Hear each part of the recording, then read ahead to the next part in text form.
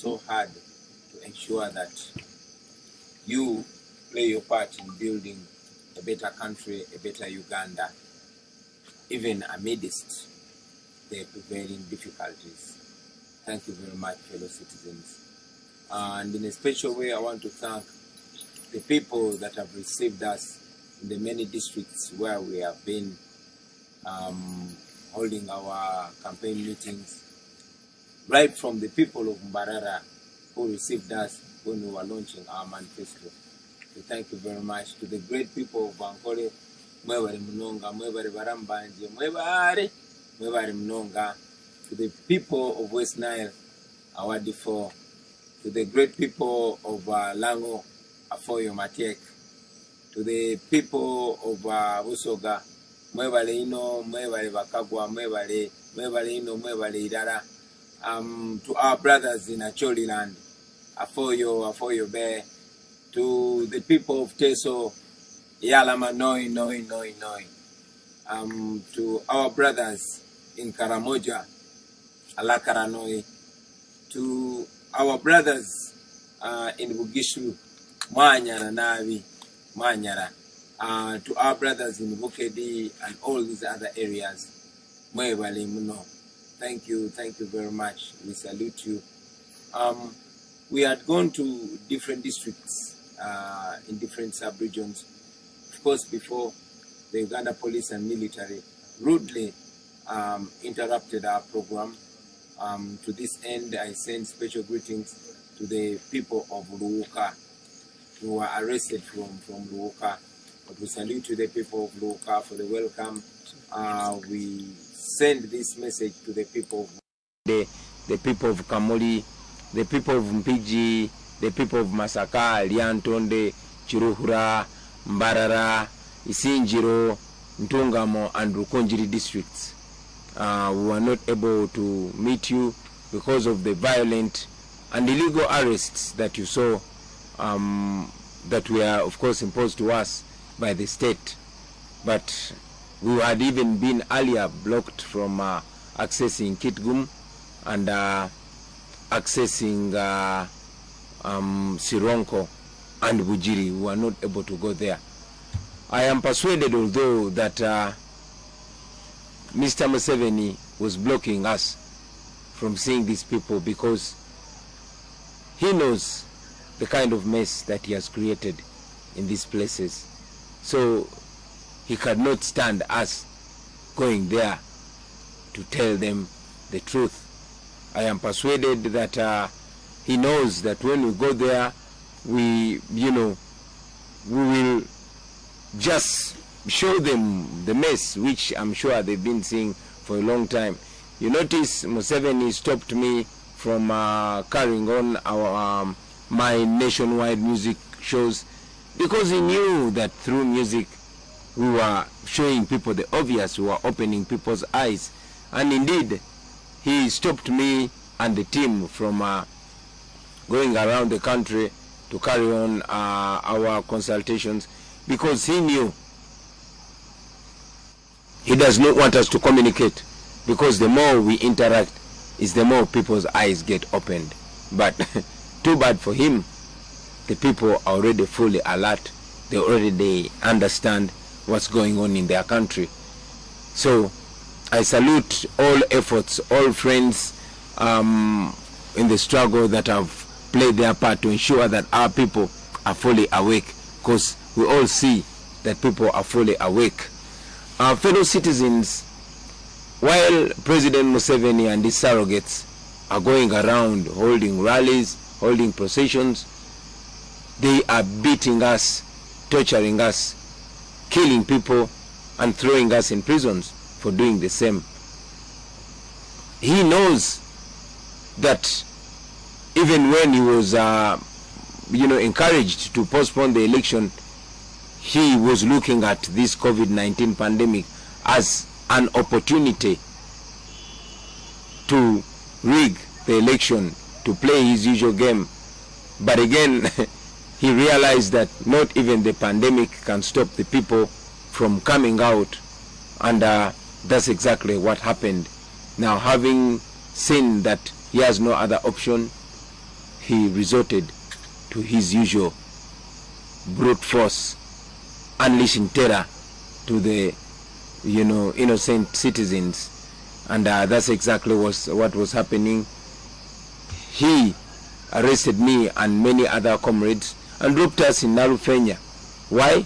Because he had no other options. Museveni did not want us to speak to the people of Luuka, because he knew we were going to tell them that, more than 79% of the people of Luuka live on Tadova, Butadova, or Paraffin.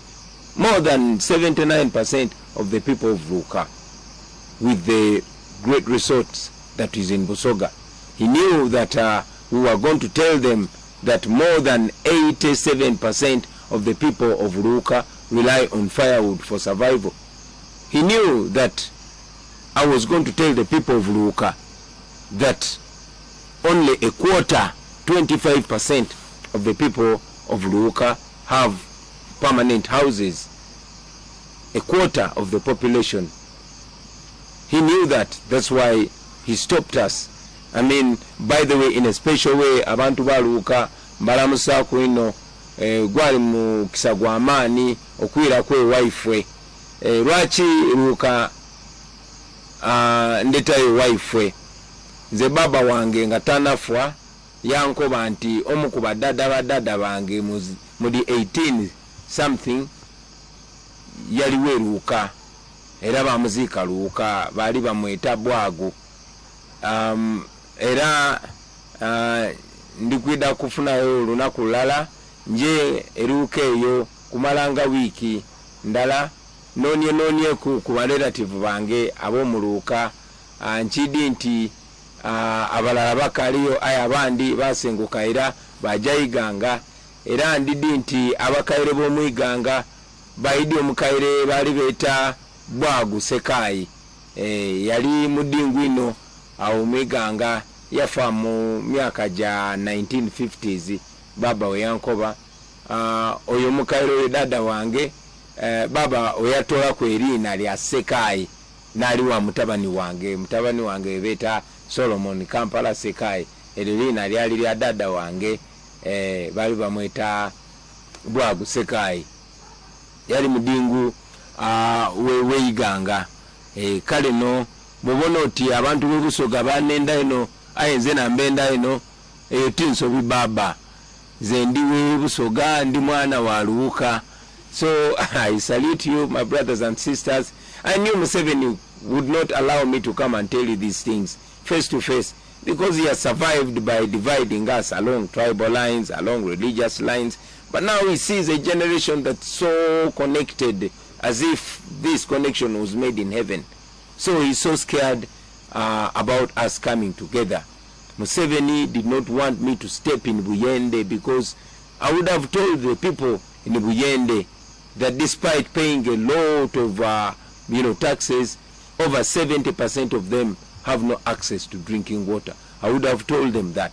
I would have told them that over 90% of the people in Buyende aged above 15 years, they only have senior 4 as a maximum level of education. He didn't want me to tell them that. He didn't want me to say that over 4,900 households in Buyende lack toilets, and over 93% don't live in decent houses. He's scared of that. He does not want me to tell our people that they are actually slaves in their own country. These statistics I'm giving you are from, a government agency, UBOS. So Museveni is scared of that. Museveni knows that we can break it down for our people so that they really know how much he has robbed our country, how much he has impoverished our people, how much, how serious an urgency it is for us to get him out of power, to rid ourselves of, of a looter. He did not want that. However, we are able at least to share this now. He didn't want me to come to Kamuli because he did not want me to remind our people there of the persistent lies that he has been telling them, promising one thing after another, He didn't want that. He didn't want me to remind the people of Kamori about the sick healthcare system. He didn't want me to remind the people of Busoga of how much he has killed their education. I told a few people that I met in Busoga that my dream as an artist was to go to Namasagari College. When I was still a school-going boy, Namasagari College was a dream of every talented, of every artistically talented young man or woman. But look what happened. Busoga College Mwiri. We all wanted to go to Busoga College Mwiri. We all wanted to go to Butiki. We all wanted to go to schools like Wanyange Girls. But now, they are more or less gone. So Museveni did not want us to remind our people that way. And that's why he blocked us. The same can be said of districts where Museveni have been blocking us from reaching. During the past weeks, of course, we had the opportunity to go to different districts. I went to Karamoja, and the sight of poverty you see in Karamoja, a naturally endowed area, it is very sad. You know, I met some people, some young children, evidently malnourished, as if we are, you know, parading them for the journalists to come and take pictures. But the sad irony was that besides these malnourished children, there were still hungry-looking young men holding brand new AK-47s being used to keep their people in poverty. That is the reality in Uganda. Hungry mothers, hungry fathers, miserable people. This and more is what was happening in places we go to. Hungry and mean-looking soldiers holding brand new weapons, but on their side, miserable children with no future to speak of. But it reminded me that that is how Museveni sees us. He sees us as his slaves. He sees us as people that are only supposed to be used as tools for him to milk our country. The people of Uganda will recall that in his inaugural speech in 1986, President Museveni branded him, leaders like himself today as, you know, a pathetic spectacle. He said in 1986, and I quote, he said, "The Honorable Excellency, who is going to the United Nations in executive jets, but has a population at home of over 90% walking barefoot, is nothing but a pathetic spectacle." He said that, and now he's reminded of what he was saying. So, brothers and sisters, Museveni is doing this because he knows he has no way. He has to use violence now. We are here, but we are mourning the death of more than 50 recorded young men and women, innocent citizens. Many of them were going about their business and they were shot dead. Many of them were only speaking out against injustice. He sentenced them to death because he believes that by threatening anybody that dares to speak out, he will be silencing us.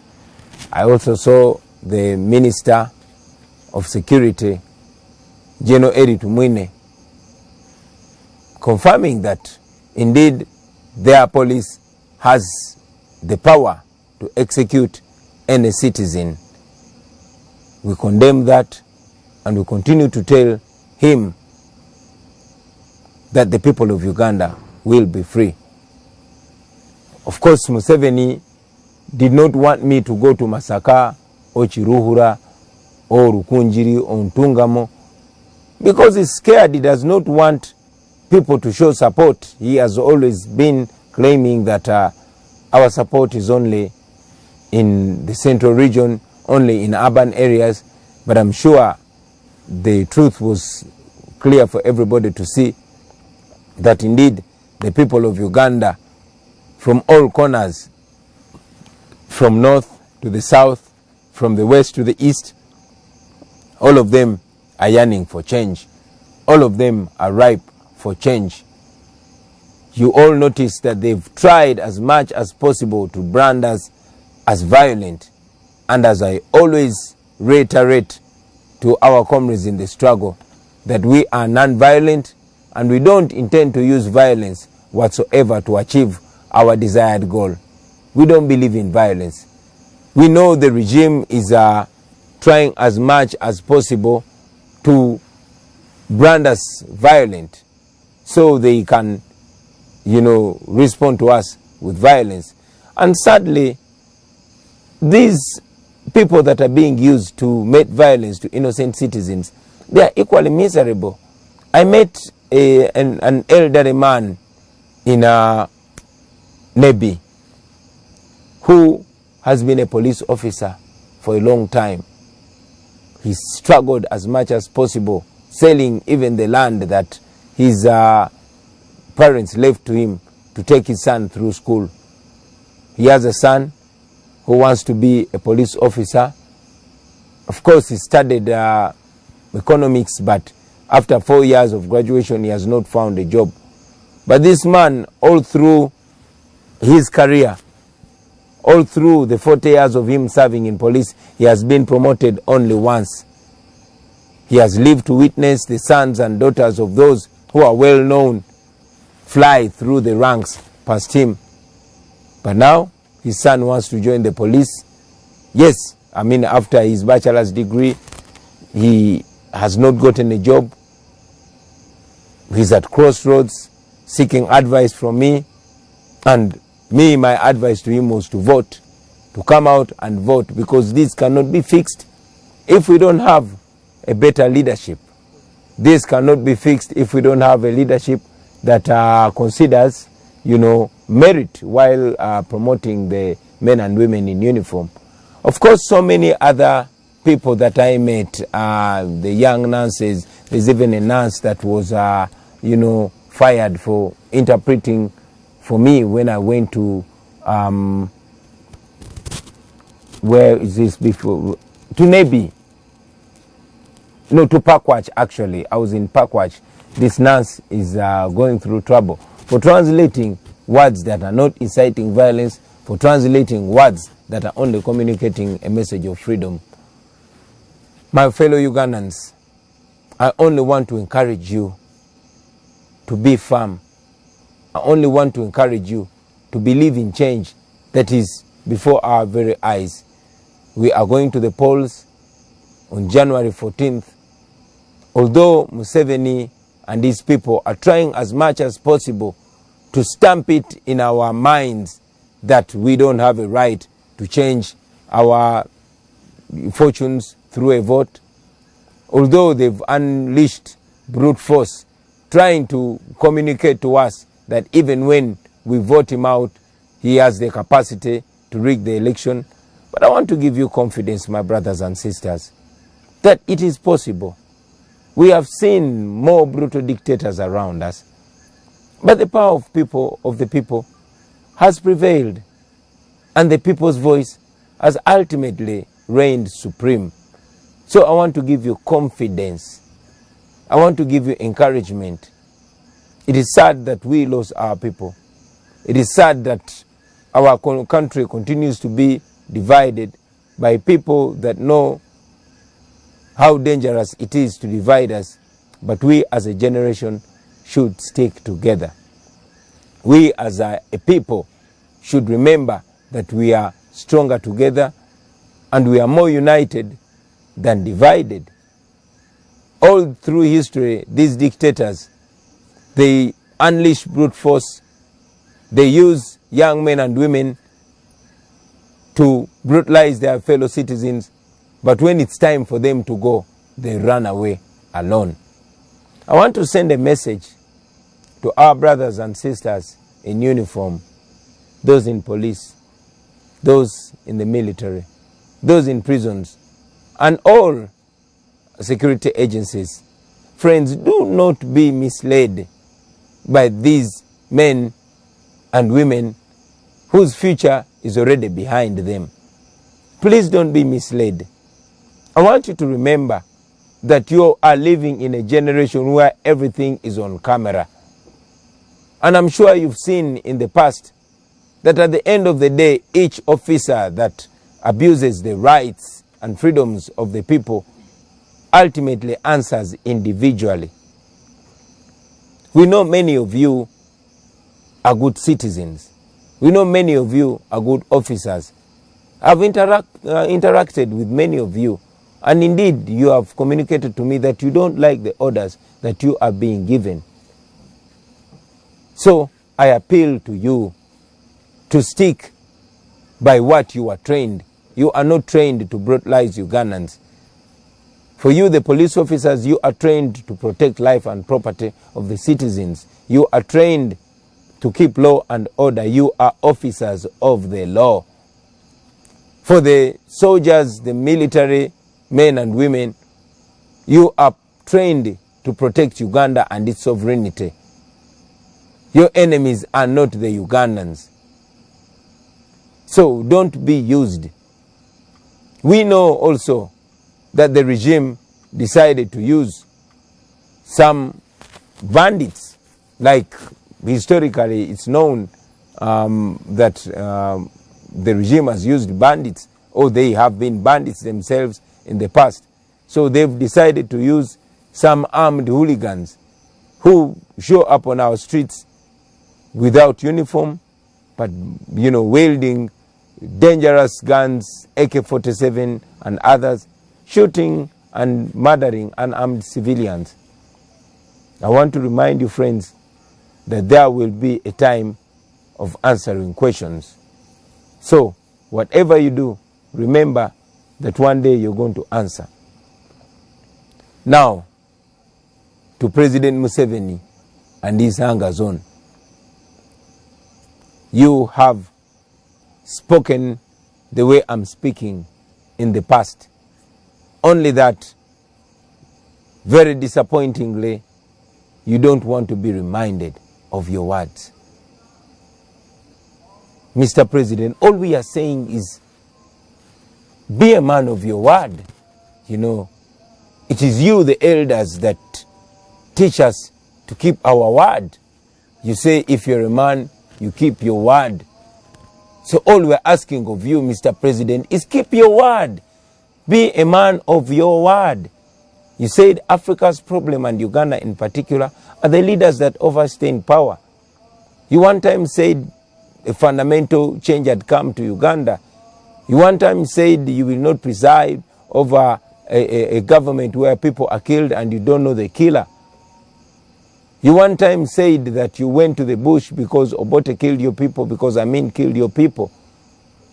These are the same reasons that you gave for picking up guns and convincing young men and women of that time, our age of that time and even younger, to join you in what you called a liberation struggle.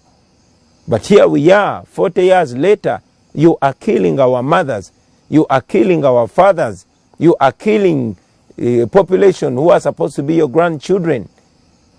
You are presiding over a regime of blood and terror.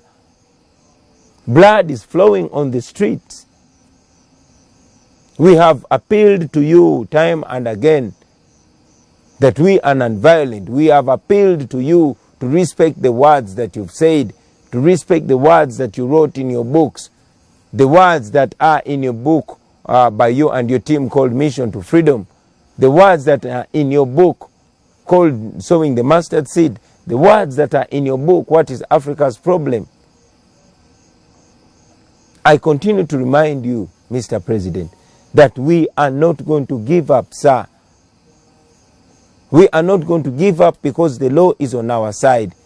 We are not going to give up because the people of Uganda are on the side of the truth. The same truth that you are stopping us from telling the people. You said you were fighting to return democracy. Let democracy prevail. You know, be a real soldier. If you're a real soldier, you know, respect the rights of the people. If it is democracy, let it be democracy. Respect fair play. Let the people of Uganda decide. I know many of you fellow Ugandans have asked us what we shall do to President Museveni after we defeat him. I've said it and I'm saying it again, that now entirely depends on him. It depends on how he wants to go out. If he respects the voices of the people of Uganda, we would be happy to respect him, to retire him with dignity, and of course to have him as a resident former president who can even guide. But if he decides to go the Gaddafi line, to go the Bashir line, to go the Mugabe line, that still depends entirely on him. So finally, to the people of Uganda, I want to remind you that this is not only about a certain section of people. It's not only about young people. And yes, it's not only about elders. It's about all of us. This is about all of us. Bad roads will not ask what tribe you are or what religion you are or where your family is before they kill you in an accident. A badly governed country will not, discriminate. Some of you have seen young ladies that were not political at all. Some of them did not even know they are slaves in their own country, going about their usual business, murdered. A young lady who was carrying food to a customer, murdered. We saw even a university lecturer, murdered. So we are all in danger until none of us is in danger. It is important that we all play our part, those in Uganda and those in the diaspora. We, the leaders, all we can do is offer ourselves to lead the charge. But everybody is equally important. I want to encourage all of you, brothers and sisters, to encourage those that you can reach to come out in large numbers and vote. I repeat, come out in large numbers and vote. This is a protest vote. This is a revolutionary election. Let us embrace it. Let us go into it as a nation. My message to the forces of change. For starters, I want to appreciate all the fellow leaders. I want to salute you, Dr. Kiza Besigye. I want to salute you, all fellow leaders, General Mugisha Muntu, Honorable Norbert Mao. I want to salute you, General Tumukunde, and all other colleagues that stood in solidarity with me and the National Unity Platform when we were illegally incarcerated. We don't take that gesture of comradeship for granted. We thank you very much. And I really, really hope that we can go on working together and solidifying, because, like I said before, none of us can easily succeed alone. But if we come together, we can chase this man away. We can put an end to this dictatorship if we all come together. If we all come together, this can be a life-changing opportunity for the people of Uganda. I've said it before and I say it again, that the people of Uganda are already united. It's upon us, the leaders, and I'm really, really encouraged by the constant gestures of unity. We have the opportunity, and if we maximize it, Museveni and his regime of blood and terror will be history. I thank all of you, ladies and gentlemen, for tuning in and listening to me. I want to inform the people of Chenjojo, of Chegegwa, of Fort Poto, that we shall be with you tomorrow.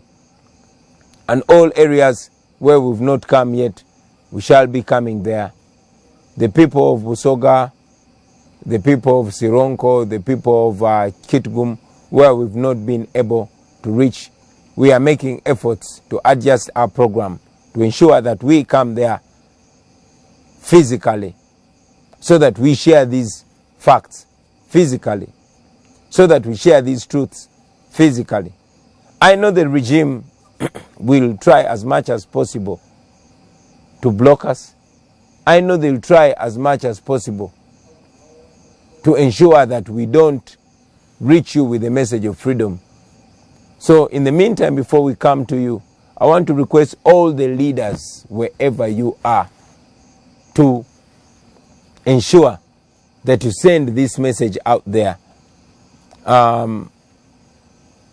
Abariomu ankore message mujongereyo, abana babusoga message mujongereyo, mwena abali mbitundu bya Uganda byenjawulo message eyo mujongereyo baganda bange. Obudde tulina butono atenga tulina okutuukiriza ekirooto ky'abana Uganda ekyokubeera free mu nsi yaabwe. So njagala obbasaba mwena obubaka buno mubwongereyo, temukitulekera, because it's not about us alone, it's about all of us as a nation. Obubaka mubwongereyo, abantu mbajjemu okutya.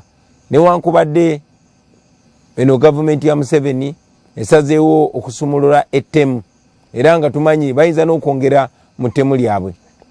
Njagala obbajukiza ti buli gavumenti abanakyemalira ebegenda okugwa ekola ebikolobero bingi bwe biti. Buli gavumenti abanakyemalira ebegenda okugwa ekola ebikolobero bingi bwe biti, neemaliriza egudde. Nze nekimpa essuubi kwe kumanya nti kino ekyatandika tekyasobola kudda amabega. Kwe kumanya nti bannayuganda akantu bonna baguddewo amaaso, ne bonkwata n'onteeka mu kkomera, ne bo bakuba kibooko, ne bo bafuuyira tiyagaasi, kino tekyasobola kudda amabega. Ekyo nno kimpa nnyo essuubi, kimpa amaanyi, kinyongera okukkiririza mu nkyukakyuka eno, era nammwe njagala mukkiririze mu nkyukakyuka eno. To all our brothers and sisters in the diaspora, thank you very much for the support. Mwebale nnyo, mwebalire ddala abali mu Africa, abali Europe, abali Asia, abali America, mwena mwebalire ddala. Nja kutwalanga obudde nga nkomawo nga njogerako nammwe, kubanga bwe mmanyi ebiseera ebisinga tulemwa okugenda ku TV oba ku radio station.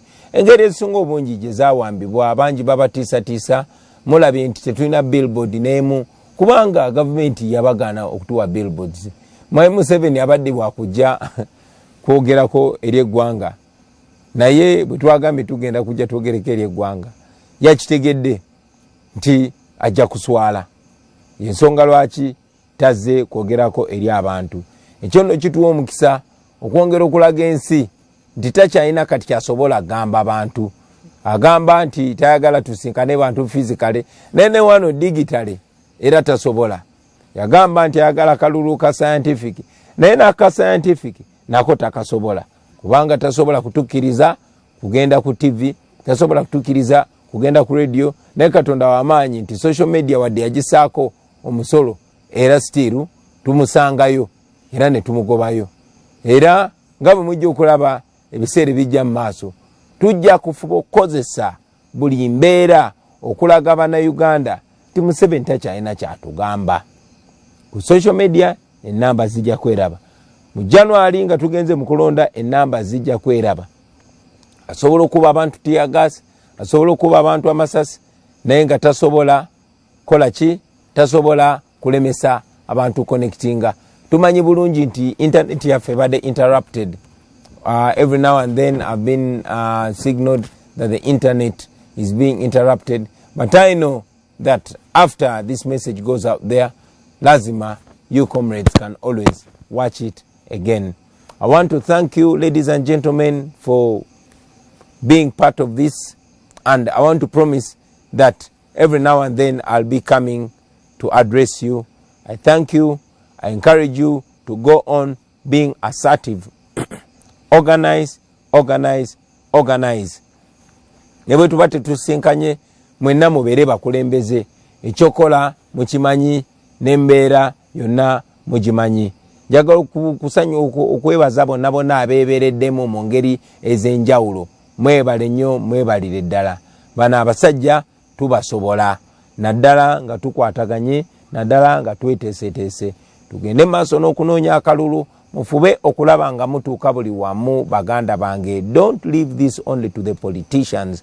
Communicate with everybody. This is about all of us, whether you are teacher or doctor or farmer or taxi driver or student, wherever you are, whoever you reach, the issue should be a mission to freedom. Our issue should be mission to freedom. I thank you, ladies and gentlemen, for God and my country.